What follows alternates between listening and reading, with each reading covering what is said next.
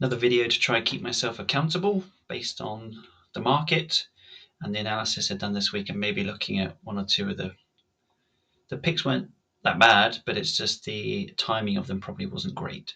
So yeah, a little bit of a backdrop. This is our election kind of gap up from here, and our kind of long-term technical analysis is this has been a great move. More than a year, we've gone up really nicely, and there's been little pullbacks on the way, but overall, this kind of big channel here has kind of maintained its strength as it goes up. But as we kind of move from this sort of price action dip to this sort of price action, we can kind of see here already, right, that the dips become more regular. Dip, a little bit more, then a dip, a little bit more, then a dip. So when we were getting to this sort of action and this kind of volume across here, I didn't like it. I didn't think it was a great. So election gap up here, and then again the market comes back, pulls back to this level, holds their support here, and this is where I had some good picks where I correctly looked and thought, as a scenario, I think we'll go back up because that's what we've done in the past. So I think maybe on this candle or this candle, I started to go long, took some starting positions, and was able to swing a little bit of a long into here. Obviously, a bit skeptical around this point, but we went a little bit further. But around these points here, I just noticed that we weren't, we'd obviously pushed past 600, but I hadn't seen that 600 level tested. At this price action, I didn't like because I was out of my longs, swing longs here. This is the FOMC statement, but again, bang, right back down to this level. And what we got from there going on was basically we're making lower highs each time we go up. So that, and then down again, that level holds again, back up again, but even lower one, back, whacked back down, and then we finally broke through this level here. So I think I'd initiated some short positions here, but just by coincidence, I suppose Hash was away on holiday on the Friday, so I took some actually starting positions around here, and then sold out here because I had to go away on holiday. But I was actually expecting maybe to go a bit further down, and maybe actually, I suppose it did kind of challenge this AVWAP and lower channel line, but I thought maybe we'd get to it. But this here gap down and a massive bullish close probably would have closed out my positions there anyway. Waiting to see what happens again on the next candles. But I didn't trade most of this because I wasn't here. But when I came back, I again would expect maybe to make a higher low. Lower high. I keep getting those mixed up sometimes. And we didn't. We basically just floated higher just on this volume. And I'd be querying, like, where are the sellers here? We had some good breakthrough here to this lower channel, but clearly not conviction to go any further. So this is an AVWAP to the beginning of the quarter. And we just floated up higher. And I think I came back on, this Tuesday I would have been trading. And I just think that my analysis here was just pretty poor, if I'm being honest. We're clearly bullish as we go up. Should we trust this move? No, that was my thinking. I don't trust this move. But I'm also thinking this is a float higher. So until we see something to tell us we shouldn't be long, we shouldn't be shorting and panicking, because these scenarios of, we're maybe going to go lower, it's just a scenario. It's not the actual truth. I don't want to be in the position where I'm predicting the market. Shouldn't and cannot predict the market. But I felt this week that's what I did. And so coming back on the Tuesday, should have just acknowledged that if we go into like the 15-minute chart. So it was that Tuesday, wasn't it? Should have been looking at that and thinking, right, our short kind of thesis, or erring on that side, whether it's 60-40, 55-45, got to be able to prove that and change our mindset that maybe we're wrong, and stick to the long side day trading until we see otherwise. And basically I missed all this move, and again up to this level, because I was like, nope, I'm still short. So even up to this point here, I feel like I was still maybe short. But it's too late. It's too late to get long at that point. So thinking of scenarios, what's going to happen next week? We have quite a few different earnings, lots of heavy earnings next week again, and mostly the earnings seem to be pretty bullish thus far, so that's good. I believe we have the FOMC statements next week as well, so let's just actually have a look at what we have coming up. That's not what I wanted. This one. And I want to see, what's coming up next week. I believe there's FOMC statements. So we're on the 25th, so 27th. So again, we've got, some more metrics to help us measure, but the numbers have seemed good. Consumer confidence seems good. A lot of the manufacturing PMI services level seems good. So again, Wednesday is what we're looking out for because that sunk the market potentially the last time we had FOMC, if I recall. That was that big close of a candle. Maybe there's one after that. But be curious to see what they're thinking.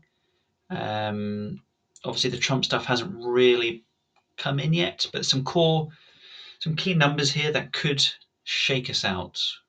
And it seems that maybe the market is in the same sort of mindset of we're just not sure. So this is a float higher move, but the volume is telling us there's not much conviction within this move. And maybe that's what the sellers are also waiting for. Their opportunity will come. They know that maybe the selling isn't as engaged as people seem to think it might be. Yes, these are kind of moves higher, but look at this volume here. Awful volume. Fair enough. It's, actually, no, that's not Christmas time, is it? This is the sort of Christmas time here.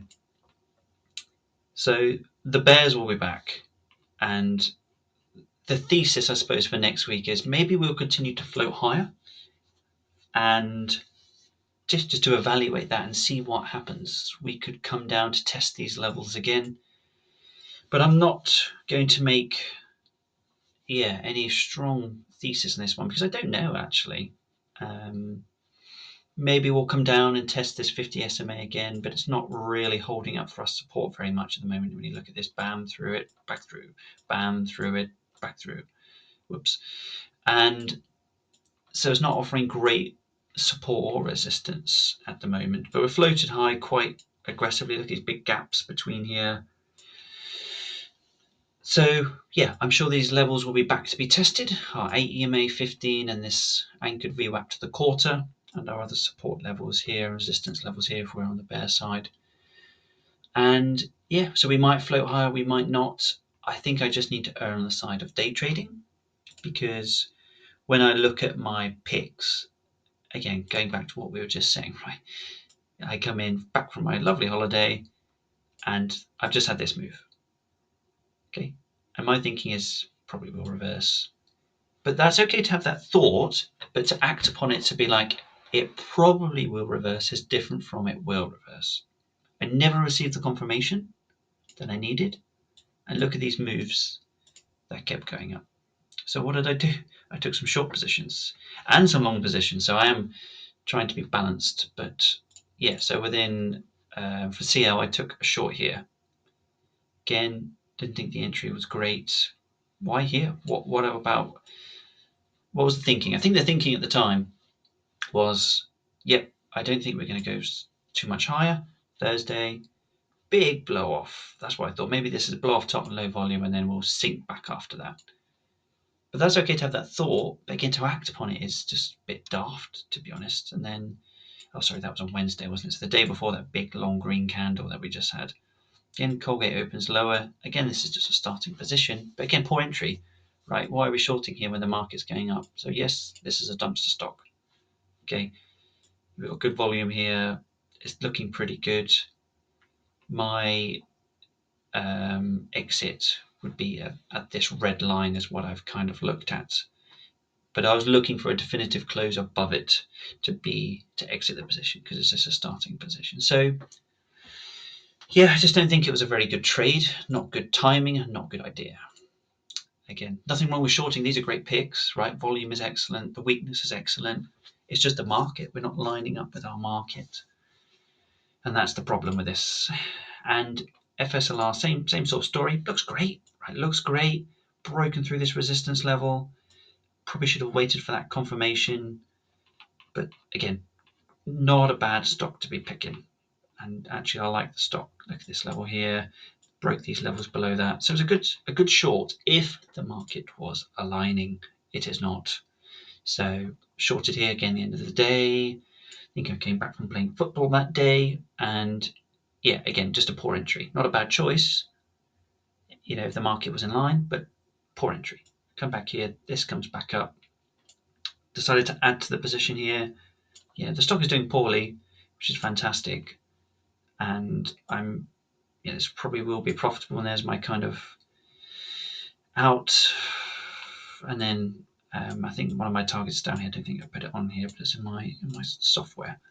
And the other one I picked was EA. That was the other one, and just by coincidence, but it's another short, not really lining up with the market, but I liked that it's under this 200 SMA. Perfect. I love this pick. I think it's great. The volume is starting to increase, but it cannot get past that 200 SMA. And as Pete says, the longer we're under it, the more chances that we actually don't get through it, and actually we will fire back off.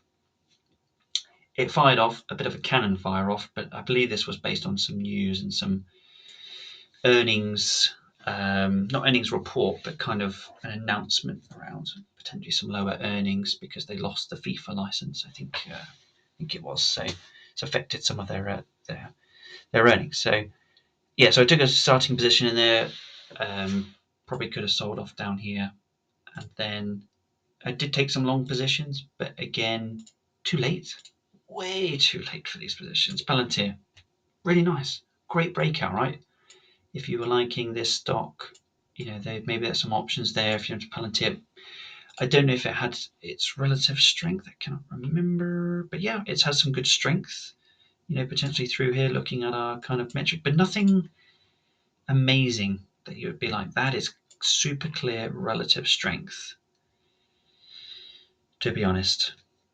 So good relative strength here, no doubt, but got in a Palantir, and now look where it is. I actually didn't sell here.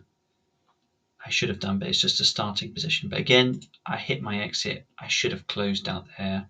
I was going to put the stop here, but then I realized my risk to reward ratio is pretty poor because you're risking potentially, I think it was $4 to, this is my potential target, 85.